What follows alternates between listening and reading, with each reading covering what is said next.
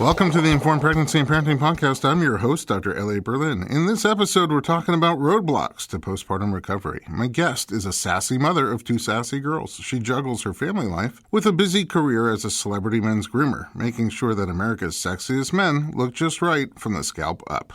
After giving birth, she experienced frustrating postnatal challenges, which took a long time to diagnose and treat.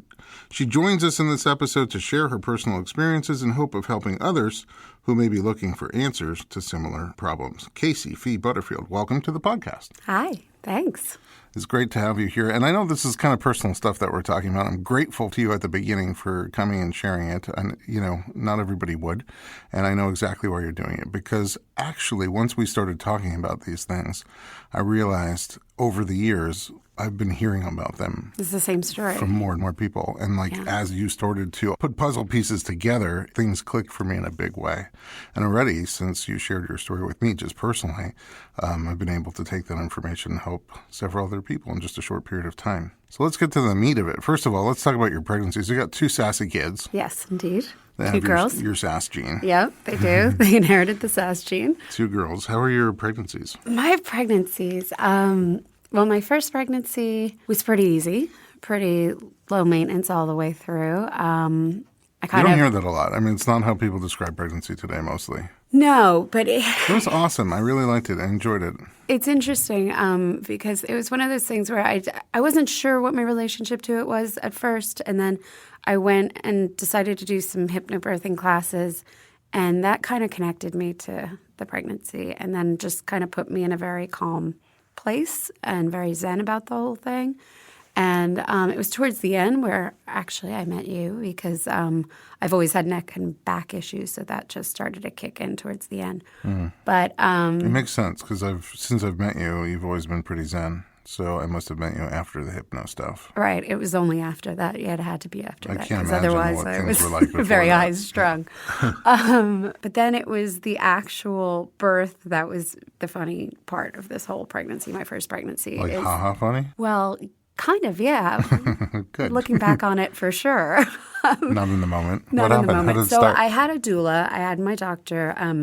I was living in West Hollywood but had to deliver in Santa Monica at St. John's. Okay, so for people not Southern California. That is across on the other side of It's the other side of town. So basically. with zero traffic, Right. like about 25 minutes Yeah, maybe? which is fine. But sometimes it could be hours. Because the hospital closest to me wasn't taking my insurance at the time. Oh, wow. But my doctor was delivering over there as well. So that's where we decided to do it. Welcome to our medical system. So here I am. My water breaks at about 11:30 p.m.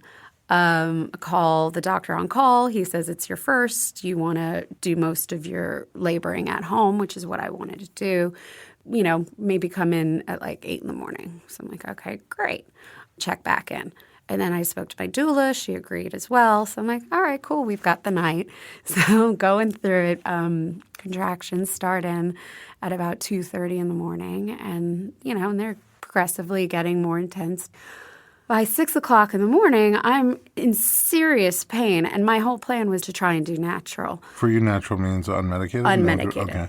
So here I am, like, in excruciating amounts of pain, and I said to my husband, I'm like, F that. I'm getting medicine. Like, when we get there, I'm getting the epidural. I'm not going through another 6 hours of this, Because here I think I'm, like, mid-stage. What are you doing to stay comfortable through it or to just manage it, ride it? We were at home. I was bouncing on the ball, and I went into the shower. I kind of was like everything I had learned just kind of. You weren't just hypno-calm? I wasn't hypno. I was breathing. Okay. And I have a pretty good pain threshold. You do? So, yes, I have a good high tolerance for pain.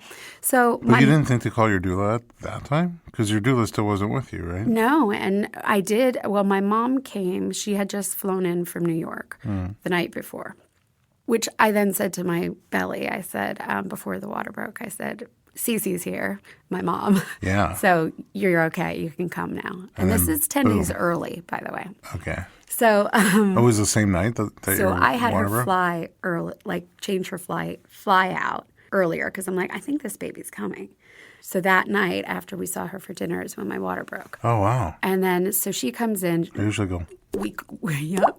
there it is. We call her. Was it a gush? like unmistakable, this is my water?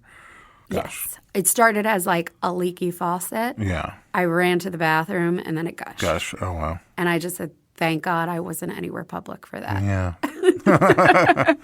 But Different story. yes, entirely. So we tell my mom it's time to come over. She comes over. She takes one look at me, pulls my husband aside and says, we have to go now. Oh, wow.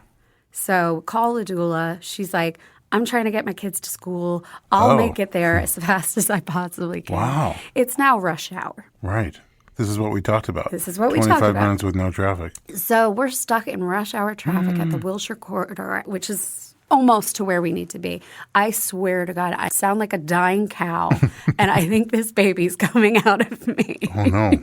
We could have named her Wilshire because it almost happened. Because we get to the hospital, they put me in the wheelchair, they wheel me up, they take one look at me, and they're like, this baby's coming. I'm sorry. We have no time for your doctor, no time for your doula. Are you okay with the labor specialist delivering this baby? Oh, wow. They took a look at your face or they took a look at your Both. baby? Okay.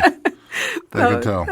And 22 minutes later, 9 pushes, Holy cow. she was out. That's amazing. It was amazing.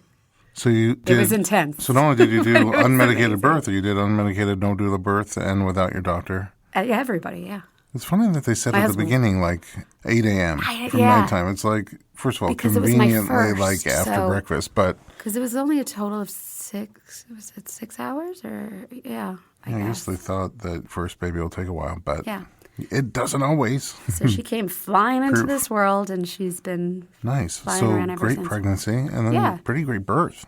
yeah. But then it was actually a post-birth for both of mine that I had probably More the of an issue. hardest time with mastitis and Oh. all of that.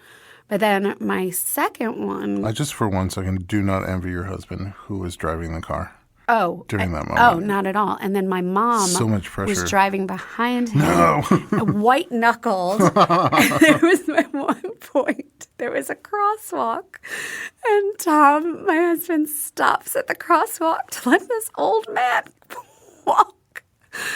walk it through the crosswalk. Yeah. And my mom is watching this from behind like, just run him over.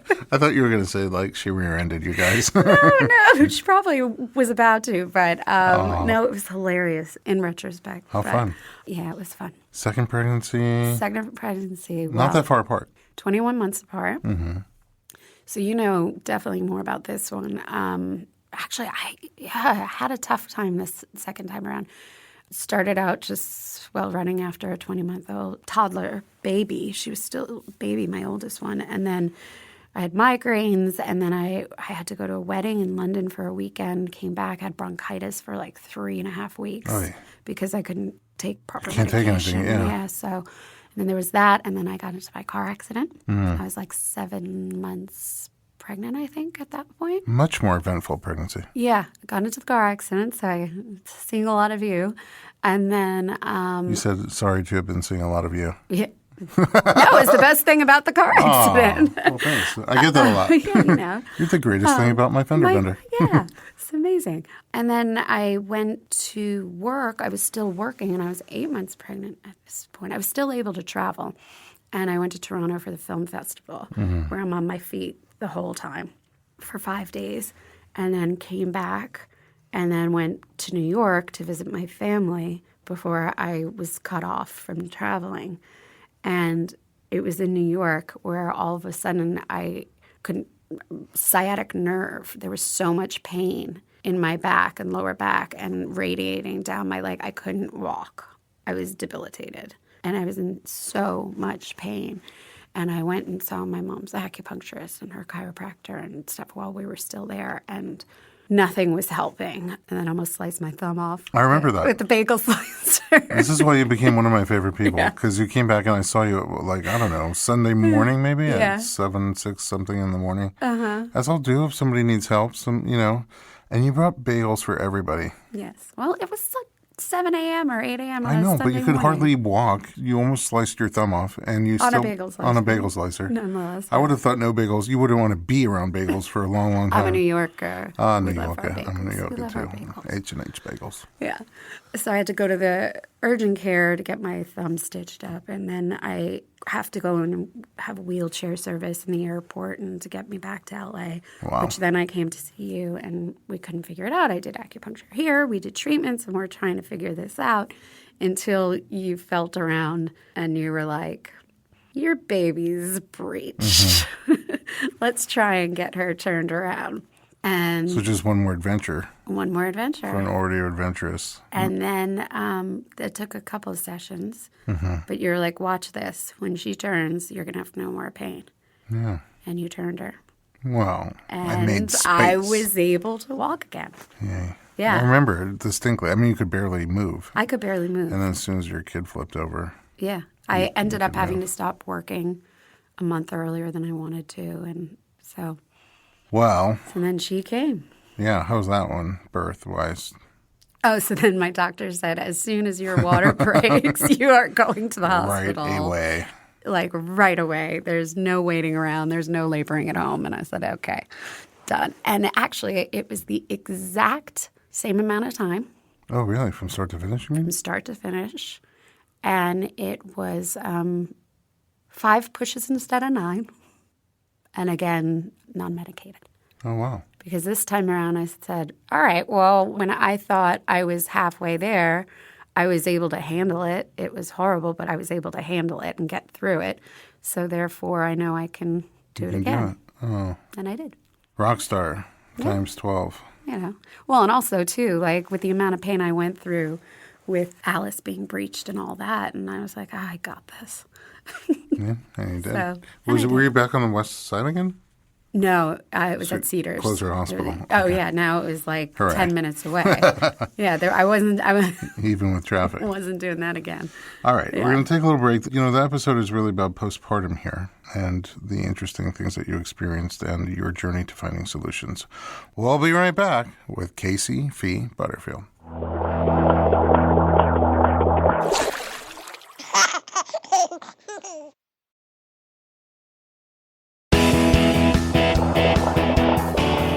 Welcome back to the Informed Pregnancy Podcast. We're talking to Casey Fee Butterfield. Okay, first of all, very inspiring pregnancy and birth stories. Thanks. I mean, the first one, it's being so uneventful and just like, oh, yeah, I was pregnant. And then I calmed down and had my kid. Wow. And then the second one, a few more things, but still, like you It's just actually even interesting, their personalities. are really like that. Yeah. Interesting. Yeah, there's more of an intensity with my little one. Second one, And then my first one is just kind of free spirit. so interesting because I feel like as a generalization, maybe an observation, it goes the other way oftentimes. Where the first one's so intense and just, you Yeah, know, it's true. and the second one's just chilled out. All right. Anyway, what happened after you had your kids? How was your recovery? My recovery, with pregnancy as a whole, my recovery was definitely the hardest part of experiencing pregnancy. I've always had issues with hormones, and I've had some bouts of depression and things like that. So, you know, the first time around, I guess it was like I never experienced postpartum depression, but just kind of moods and general kind of mental well-being and just kind of being sluggish and down. And I had gained a lot of weight both pregnancies, which then I came to find out it was a huge, massive struggle to get off.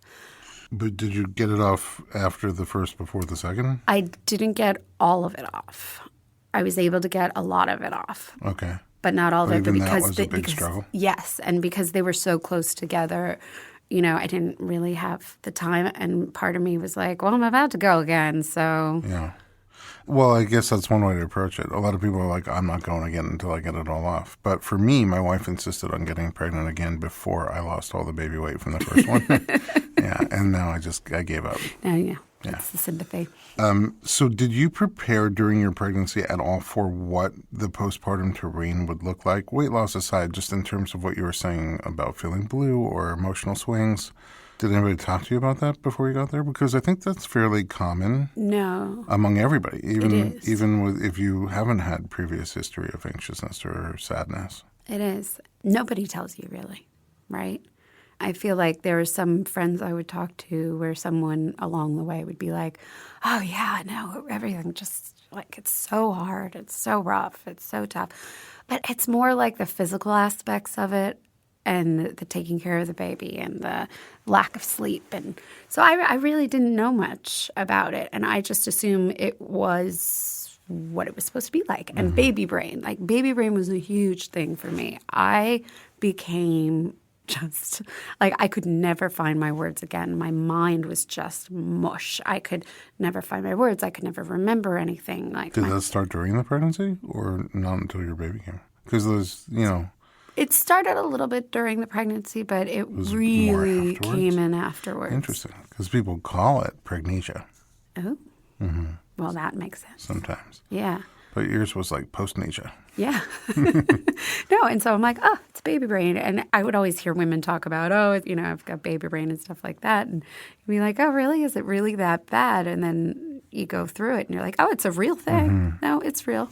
And then even just the routines, like just how you would be sleep deprived and how you assume there's that a learning curve on feeding your baby and you said mastitis. Yeah, and you assume that that's it. And that's what's causing this is the sleep deprivation and the hormones and all this. And that you are eventually going to get back to normal. But going back to it, yes, I had the mastitis. And yeah, I had a tough time, and I had a tough time nursing in the beginning, and you have this constant sense of failure. And am I doing this right? Am I meant to be doing this? Ouch. You're making me weepy. I mean, seriously, there's like tears coming to my eyes right now. It's because you have nothing to compare it to, except for when you do try and talk to your friends and nobody, either they do or they don't get it. And then from that point on, I just made it a point to always discuss that with my friends after that who became pregnant. To let them know. I'm like, listen, I just want to let you know afterwards it can be really, really tough. Oh, my God. You're the kind of person who tells people when there's spinach in their teeth. Yeah. Oh, all the time. That's amazing. It's my job. I guess it is your job. I don't have the confidence. I'm like, I should have told her. Yeah. Oh, it's cruel.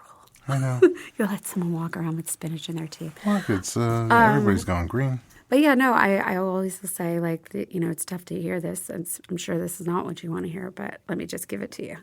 And if it's the same way for you, then you'll be glad I told you, and if it's not, then I'm happy for you. Yeah. I mean, we used to do a little comedy show. By the way, we're doing another one soon, just FYI. Oh, you are? Yeah, all about having kids, pregnancy, postpartum, and parenting. And we called the section, when it was all prenatal, we called the section on it was 30 minutes of hardcore tidbits that nobody ever tells you or, the less pleasant stuff.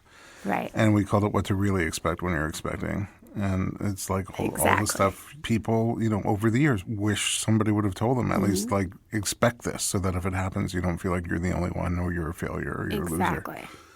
Now, the thing is, though, is everybody, and this is something I do know wholeheartedly, is everybody has their own experiences. For sure. Everybody has their own experiences. Everybody has their own body. Everybody works differently and has a different outcome and a different story to tell. But I was just really struggling with the fact, having a hard time with the weight and my moods and my disposition and, lack of energy, lack of libido, lack of, any kind of interest in anything was just really... Sounds pretty numb, like you were just... That's exactly what it was. It was numb. I was numb. And after the first pregnancy, not as much. But after my second pregnancy, it was it just doubled. And to me, I'm thinking, okay, well, it's my second. So my body now is, because there was not much time in between, I guess it's just adding on to what I didn't have time to get rid of. I don't know. So here I was, everything just felt harder. And it just felt like it went to a deeper level of numbness and fatigue and lack of energy, sex drive, all that, confidence. I thought a lot of the issues, though, were having lack of confidence because of my body. I was ashamed of my body and the way I looked, and I didn't feel myself. I didn't know who this person was because I just physically, mentally, emotionally did not connect to who this person was. Were you doing things to try to target each of those different symptoms? What kind of things? So I got a trainer, and I was working out harder than I'd ever worked out before, like hardcore, intensity. He was really kicking my butt. And, my eating, and I tried every fad diet out there, but even not fad diets, but even more, like you and I had spoken about different, types of diets and ways of eating. And, just healthy eating. Yeah, mindful eating. And I was trying to do what I had done. Which generally, if there's excess weight, will do the trick. Mm-hmm. Either one, certainly both, working out and eating well. Yeah. And then it was to the point where I went back and saw my therapist, who I hadn't seen in probably 4 years or so. And I thought maybe that would help. Is this for the still feeling bouts of anxiousness and sadness? Yeah. Or? Oh, yeah. And feeling down and not feeling good about myself. And, my husband was just like, I don't know what to do. What can I do? Because I feel helpless. I try to be intimate with you. You refuse it. I try to help you. There's nothing I can do that'll make you feel better. I compliment you. I tell you you're beautiful. But it doesn't sink in. And you need to figure it out. And I'm here to help you in whatever you need to get there. But we have to try and figure out a way to figure it out. And eventually you did. Yeah. Find the answers. But it took a long time. Yeah. We're going to take another little break. Okay. When we come back, we'll find out how you finally figured out what was going on. Don't go anywhere. We will be right back.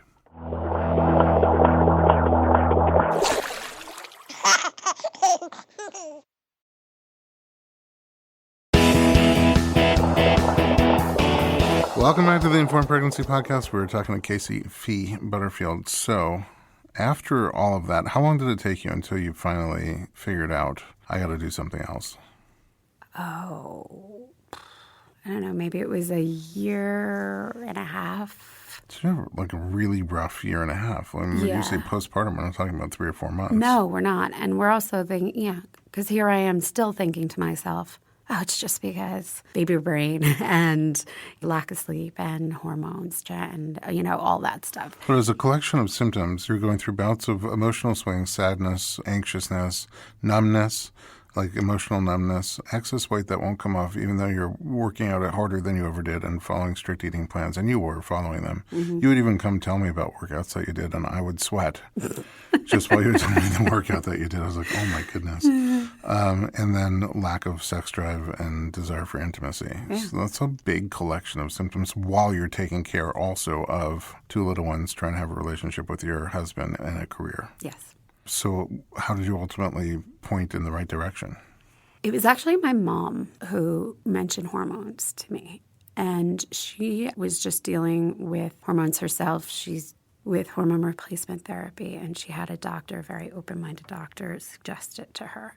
And she started doing it and started feeling so much better, like life-changing amounts of energy and just feeling really good and having just a whole new kind of lease on life, so to speak.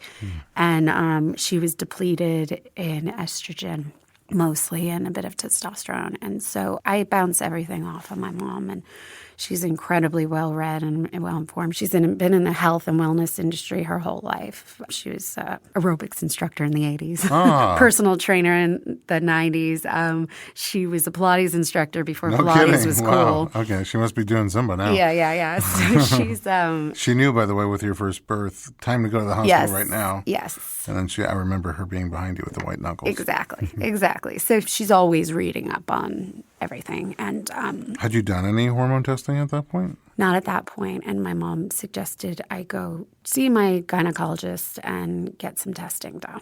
She said, because I think you might benefit by this. I think this might be an avenue worth exploring. So I went in and we did a panel of tests, and they came back, and my doctor said, well, your testosterone looks like it could be a little low on the lower side, but nothing alarming. So I'll prescribe you a compound cream, Like an estrogen cream or progesterone cream? testosterone cream. Oh, testosterone cream. Yeah, and see how that goes. So I started that, and then I went to my therapist, and I was still going to my trainer. And it was funny because I went to my therapist only once, and I was like, this isn't it. That's not it. You knew. I knew it wasn't what I didn't need to talk it out. It was in me. And so scratch that. So then I was really frustrated because I'm like, no, these symptoms sound, and my mom said too, she's like, no, it has to be hormone related. And then my mom, who's also very open to Eastern medicine, and she said, no, I think it's Western doctors will tell you that, and they won't get deep enough for you and take a look at things in a bigger picture. So then I was just talking to a friend, and she said, oh, you have to go see this doctor, and he's a nutritionist, specializes in all this. He does an entire blood panel, an entire workup of everything possible. So from hormones to food allergies to vitamin deficiencies and thyroid and brain function and everything you can think of, this panel will test. So I said, great, that is exactly what I need. Look under every stone. Every stone. Let's figure this out. So I did. I went, and lo and behold, I have a thyroid issue in my T3 and T4, depletion in T3 and T4. My serotonin levels were incredibly low. So that affected my mood and my anxiety and my energy and stress and all that. And my memory, baby brain. Quote unquote. The quote unquote, the baby brain that lasts forever. And then more than anything was my testosterone. Women's testosterone levels are supposed to range between 80 and 125. Mine was at a 7. Oh, my goodness. 7. Wow. Yeah. So. That's not even really on the chart. No. So it was like 7 months working hard at the gym and seeing no results and not losing any weight. It's because I had no testosterone. Because as much as I wanted to work out and I worked out hard, nothing was going to happen. Because my muscles wouldn't respond to the weight training and to the toning and all that. It just would never have happened. You're essentially a hamster. Yeah. Yeah. And so testosterone is muscles and it's energy and huge thing. It's sex drive and libido. Of course. Yeah. So. Even testosterone alone makes a lot of your life explained. Well, exactly. But then also your thyroid and your serotonin. It explains everything, really. It explains everything. And so I am on thyroid medication. I have to give myself testosterone injections twice weekly. Teeny, itty-bitty drop of it. And then do you test again? And then we test again. And now where do you end up on the chart now? I went up. At one point I was a 90. So in the zone. In the zone. But then I went on vacation and I didn't have... You didn't have your shots? I didn't have my shots, and I didn't bring my shots, and I went back down. So... Do you have to go in to test every time, or is there like a... Yes, you get... There's no home, like no, glucose monitor, testosterone no, monitor? No, I wish there was. There should be. Yeah. But it was just fascinating, too, to discover these things, because then my husband and I had this conversation of this epiphany moment, and we're like, could you imagine the amount of couples that suffer from this, and wives and women who have had babies, and their bodies are going through these changes. They're depleted of testosterone. They don't know it, but they have zero sex drive and no energy and, lack of intimacy. And, you hear these stories about how, women just, the men are like, oh, my wife won't get in shape, and she doesn't give me any anymore, and, has no time for sex, and, and then they go and they stray and they cheat, and then they end up in divorce. And, it's like, can you imagine the amount of people that this actually might be happening to? Yeah, and really how horrible it is. And how much it does affect your life and in entirety. And you just think, oh, it's just because I had a baby that I'm feeling this way. So common. Yeah, it's so common. So common. But, in some of those things, that's the problem. Like, if you knew ahead of time what to expect Right. Like, you know the numbers, 80 to 125 testosterone. Great. Do you know what to expect in terms of most people experience some kind of emotional swings after they have the baby, hormone shifting for sure, massive changes. But what's within the normal realm in terms of what to feel and for how long to feel it? Mm-hmm. And when is it like, wait a second, something's off here? Like a year and a half is just way too long. And like, thank God you survived that. Yeah. Because as an individual and as a couple and as a family unit, that's a hell of a lot of strain. Yes. No, absolutely. How soon after you started taking these, the thyroid medicine and the testosterone, and do you do anything specific for serotonin, or does that respond to everything else getting better? I have supplements. Oh, natural supplements. Yeah.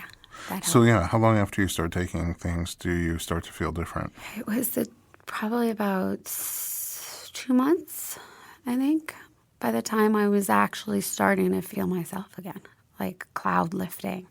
Are all the symptoms gone now at this point? No, but for the most part, it's so much better. I mean, that frustrating weight you definitely were able to take off. I'm getting there. Yeah, I'm still like... It's coming off. It's like halfway to where I still want to be. But as far as my just overall mood and energy and outlook on life and confidence and just wanting to be social again. And, my job is very social, but... Can you feel the difference now with testosterone when you're going low? I can. Like, it must be that you can. I can, because when I didn't take it, when I went on my trip and stuff, and there was like a lull there where I wasn't being very responsible, I felt it. That's interesting. I'm going to talk. We have another guest coming on very soon. Her name is Dr. Stephanie Connolly, and we did an episode. She's a medical doctor, but she's a family physician, which is a little more holistic in their approach, and they're the whole family's doctor. They work on the babies, and they work on the adults, and they even do geriatric care within the realm of general care. As soon as you need a specialist, then they recommend a specialist. They stay on top of it, meaning if tests are done, they kind of stick with the results. It's a different kind of practice than America's shifted to, That's amazing, where we all see our own specialists and nobody's managing the care. Right. But after she had her baby, we have an episode called What's in Your Breast Milk? And after she had her baby, the baby's wasn't thriving and they couldn't figure it out. So she's like, well, let's test the milk. But there was no lab set up in this country for testing breast milk with like what's normal, what should be in there, to what degree.